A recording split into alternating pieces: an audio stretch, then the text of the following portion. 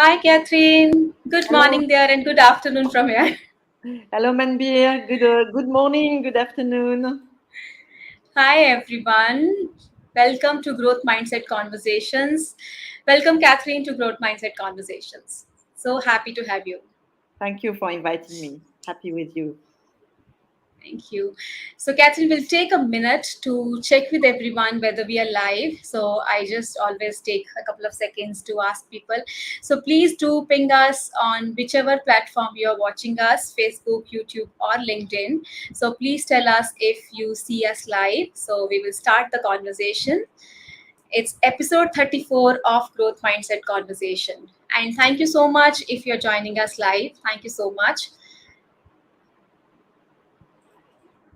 Yes, Catherine, we are live. So, officially, welcome, Catherine, to Growth Mindset Conversation.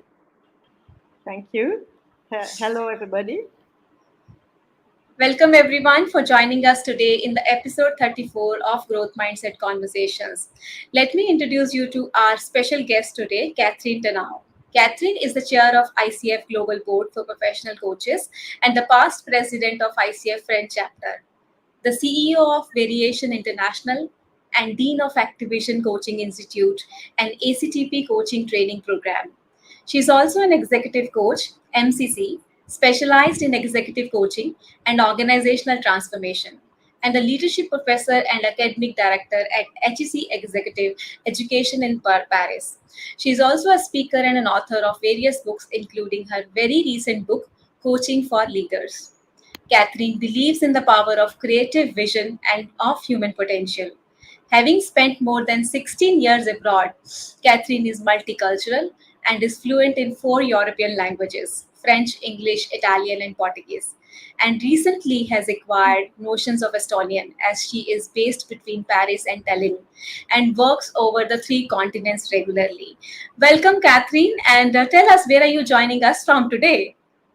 I am in Tallinn today. My You're pleasure in to Tallinn join you. today. Very Oh, nice. thank you so much. Thank you. It's morning for you. Thank you so much for taking this conversation, taking this call from there. And thanks to all of you who are joining us live. Please do ask your questions in the comment sections. Do pour in your thoughts on the subject. We are all learning from each other. Really, it will be great to have your thoughts also on the subject. So let's start the conversations. As the show is called Growth Mindset Conversation, Catherine, the first question to the guest is always, what is growth mindset for you? Well, it's an essential idea for me. Growth mindset means believing in human potential, believing that talents can be developed, meaning seeing opportunities rather than difficulties in every situation. That's really my essence, and that's the essence of my work. And I used to call it the why not mindset. Ah, So that's where I did the reason why I dedicate my time to develop people, to develop leaders, and to work as a coach and as a leadership professor. so why not mindset? I really like that particular notion. Why not? Why not? That's So that's my yeah, my credo. Why not? Why not? I always say why not. yeah. So coming to today's topic of purposeful leadership, Catherine. So what does purposeful leadership mean in today's post-pandemic world, and how does it relate to the growth mindset of why not? Yeah, I think we are living more than ever in a very uncertain and volatile world. The VUCA, volatile, uncertain, complex, and ambiguous, is more true than ever. And in that context, we really need to embrace the meaning of the things we are doing. We need to find our true self, who we are, why we are doing things. And this is true for every individual, I believe. It is true more than ever for leaders because they have a responsibility to Yeah. provide meaningful environment for the new generation and even for all those who are working.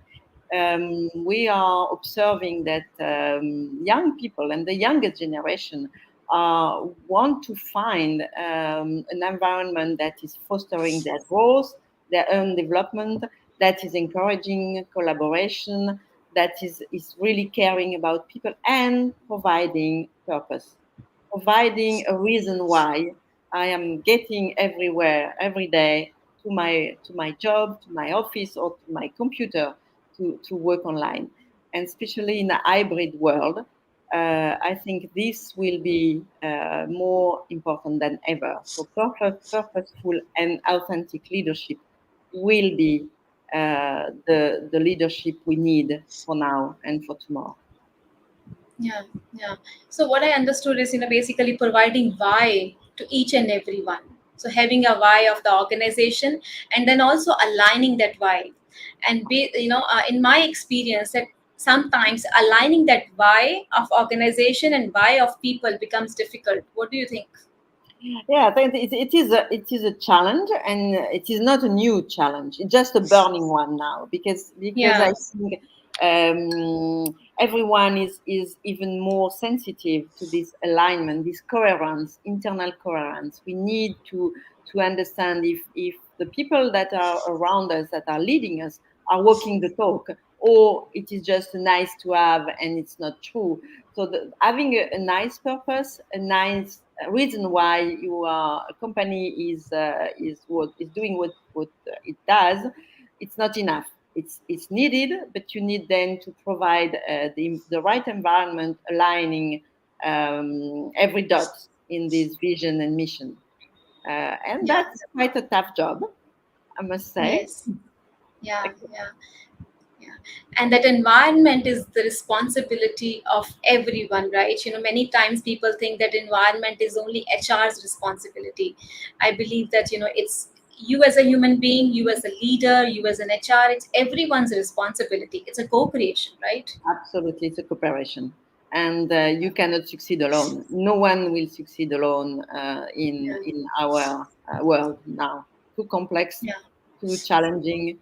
I do believe that leaders has to foster team spirit, collaboration between employees, between services, not working anymore in silos, and thus is also rooted in a kind of collaboration and cooperation. Yeah. Yeah. Yeah. Yeah. Especially in hybrid environments, silos cannot work. So Yeah. So, and Catherine, this purposeful leadership where we want everyone to have a meaningful work, where we want that, everybody understand the why of them, why of the organization. Um, People know this theoretically, right? Then what stops leader to adopt this kind of leadership style? that's a very good question. I'm asking the question myself sometimes because they all agree that is a needed leadership style. Yeah. They kind of wanting also to provide this purposeful and compassionate environment. My observation, working closely Mm-hmm. with leaders every day, is probably they are under stress, they are under pressure, they are very much worried about short-term results because their shareholder and stakeholders around them are putting a huge pressure for getting short-term results and providing performance rather than humanly meaningful environment. I think also they are worried about looking smart, having the answers rather than having the question. And maybe one of my recommendations is put more energy into the learning process and learning together. So they might be afraid of adopting such a style and not being seen as like powerful leaders. I think it is changing, but the culture in leadership has been so much of the power culture, being Yeah. looking strong, having providing answers, providing authority, which is needed. It's both and. It's not just that you will be because you will be a purposeful and compassionate leader. It doesn't mean that you have no authority. On the contrary, you will have a more natural authority, and people will follow you not just because they are forced to, but because they want to, because they are motivated to, because you create energy, you create positive energy through learnings and developing people. So I really do think that it is a matter of trying, maybe just a little step that leaders should do to adopt this style. Yeah, yeah. So adoption of the style has a lot of resistance because of pressure, power, short-term results, requirement of short-term results, authority. So all these kind of things, and especially when I think this power and short-term results to me stands out. People are really worried about short-term results. I Yeah. was reading a survey somewhere, reading a report somewhere. I don't remember the source of the report, but the report said that average tenure of a CEO in even in large companies and medium-sized companies is not more than 4 years. So on the 3 to 4 year span, everyone is really looking for those tangible short-term results so that they can show bottom line and top line. And when it comes to things like purposeful leadership, they kind of take backseat. Yeah, that's absolutely true, and Yeah, that's the reason why I strongly believe that leadership is a kind of paradoxical activity because you need to yeah, deliver short results, no doubt. yeah, They need company needs results. However, it is not enough. You also need to think of long term sustainability. So that's quite the main important challenge for me in leadership: how to manage this paradox between short term and long term, between competition and collaboration, between all these very opposite dimensions but needed together. yeah. I love that paradox of short term and long term. So yeah, so I'll take a second of pause here and would encourage all the listeners and whosoever is watching this show, do put in your question and comments also. We would love to hear your point of view on this purposeful leadership, on what Catherine is saying, this paradox of short term and long term strategic thinking versus execution, getting stuck into the short term results and forgetting all this about purposeful leadership. So do pour in your comments, do pour in your thoughts. We will love to learn from that also. So Catherine, coming back to this purposeful leadership, I also see that you talk about compassionate leadership. I'm curious, how does it relate to the purposeful leadership we are talking about here? Yeah, compassionate leadership has been a kind of buzzword recently in the leadership literature. Yeah, But for me, is a bit like in coaching, it's the essence of leadership because being compassionate means being empathetic, having a capacity of listening to your environment, listening to your stakeholders, listening to your employees, and through the listening capacity, and we are seeing, and I'm very happy to see that many leaders developing coaching skills, not to become coach, but just to become better leaders, to embrace a different attitude at work and develop their listening capacity. It has to do with what I was saying before. It is not abdicating of authority. It's just enriching the authority of a leader. Being compassionate, being empathetic will mean that you will be a better listener of your environment, which means that you will detect sooner weak signals, weak ideas. You will encourage creativity. You will encourage innovation. You will encourage others to say, "Oh, this is wrong," and maybe it will avoid you to make mistakes. So it is related also to the fact that no one will succeed alone, that you need really to create a collective intelligence around you, and you yeah, cannot create this collective intelligence without having some compassion, some empathy. Empathy with your client, empathy with your supplier, empathy with the society you are in. And here is the relation with the sustainability. I do yeah, think leaders have a big responsibility in taking now the decision for tomorrow. And because they have the power not only to deliver short term, but also they have the responsibility to think to the future of their company, the future of our society, the future of our world. And there are many challenges currently. So yeah, I do think this is really needed together, the compassion and the responsibility. which will enrich the leadership of Yeah, every leader.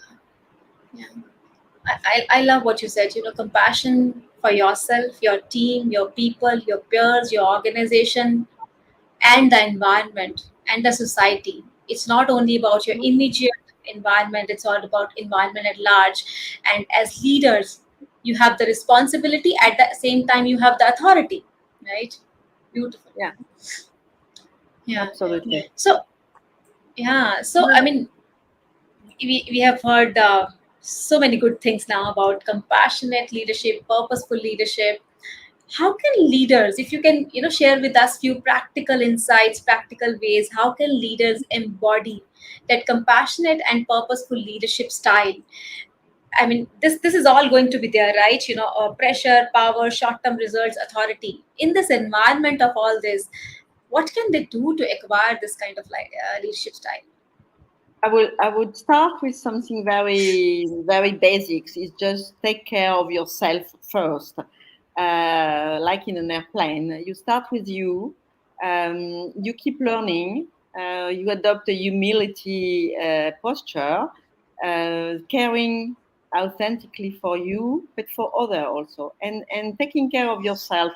For me, the first baby step you can take, because sometimes leaders are as they are under stress and under pressure, they are forgetting themselves. They are forgetting who they Yeah, are, why they are doing things, what is really, truly, authentically motivating them to be leader. And talking with many of them every day, I can tell you that many of them are really motivated to provide a better environment for their people. They are authentically conscious and concerned about creating a better workplace, and providing meaningful conversation every day at the workplace. And that's maybe the start tomorrow. Don't wait. You don't need to have the big purpose. It's just starting tomorrow to listen to other, to listen to your stakeholder, to listen to your employee, to listen to your team, to listen to yourself, and take the baby morning meeting of 2 minutes every day, saying, why? What will I do today that will make a difference? Why do I think it is good to do this or this? So it is really, for me, starting with some small steps, try. yeah, yeah, There is no recipe. We are in human.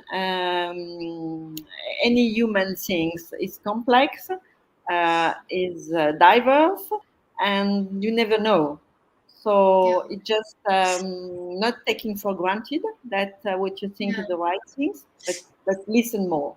I really yeah, would love that leader can listen more to the environment and to their people. yeah, yeah, yeah.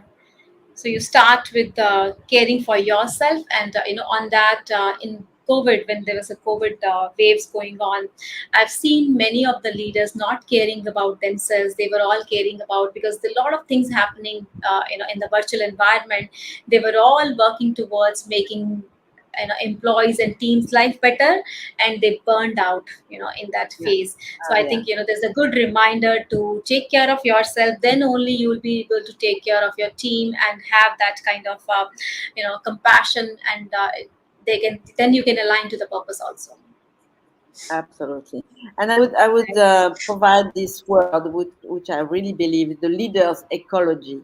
Like we have the world ecology, is to Yep. apply the ecology to yourself, and that's really a good gift you can Yeah. give Yeah. yourself. Yeah. Yeah. Yeah. Yeah. Yeah. Absolutely. Absolutely. Maybe the second thing I would recommend, if I have a second and maybe a third one, the second would be also to have this why not mindset. Is really, obviously the pressure is there and it will stay forever, well, for long at least. But having a why not mindset will allow you to go a little bit further, the immediate pressure of the result, and seeing the why, and seeing the why not, and seeing opportunity in your daily challenges. That would be my second recommendation. The Yeah. third one is about the learning. I think in the taking care of yourself and of other, it is also the learning. The growth mindset is rooted in the learning capacity and believing that everyone can learn every day, even if it's little things. I think you can challenge a bit as a leader yourself Yeah. to be better learner, and learning is providing a huge motivation in life, my belief. Yeah, yeah, yeah, yeah. Learning is a huge component of, I think, any kind of leadership style you would like to, which is, as Parul said from our audience, that it has to be humanitarian lifestyle, whether we call it purposeful leadership, compassionate leadership. I think it is human to human. The base Yeah, is in human to human. Thank you, Parul, for your comments. And one thing more you said, Catherine, which I want to again bring into the foray, that listening more is huge requirement of being a great leader, right? absolutely. Listening more. One, if I've only one advice, listening more. It's the first one. Yeah, Yeah. absolutely, absolutely. Thank you, Catherine. Wonderful. So as we wind up, do you have any other practical nuggets which you would like to help all of us having that purposeful leadership style? Yeah, I think all of you have the we all have the capacity to be purposeful and compassionate leader. The only thing is cultivating your own passion, cultivated who you are, and Yeah. be yourself. A famous writer, Marcel Proust, said, "Being yourself is the only way to be original." Yeah, yeah, yeah. Thank So, you. And we have one question. If you, I mean, though we are winding up, so somebody said, when people have tight goals or targets like sales targets, how can somebody indulge into purposeful leadership style? I think if commercial targets, at the end, they are a better way to serve clients. If you don't have good clients, and the purpose is how can I satisfy better my client because I will reach my sales target because something. And the reason why to have sales target because you want to serve better and more clients. Yeah, you want to be of service. And if you come from that mindset, things change. Yeah, it's not only a sales target, it is more a Yeah, service. It is yeah, more the purpose is the service, and growing the service, you will grow the client, so you will reach your target. It looks a absolutely. bit simple. We could have a huge conversation on how to transform objectives, quantitative objectives, which are necessary, into purposeful goals. That is another episode of Growth Mindset Conversation, I'm seeing. Maybe yes, with pleasure. Thank you. Thank you so much, Catherine. It was wonderful having you. Thank you for sharing your valuable insights with all of us. Very interesting concept, and I'm sure leaders who are listening to this conversation will definitely have learned from your experience and thoughts. Thank you, Mandir, for inviting me, and thank you all for listening to this conversation. Thank you. And thank you, everyone, for joining us today. See you all again in the next episode of Growth Mindset Conversations. Stay tuned. Thank you. Have a blessed day. Bye bye. Bye.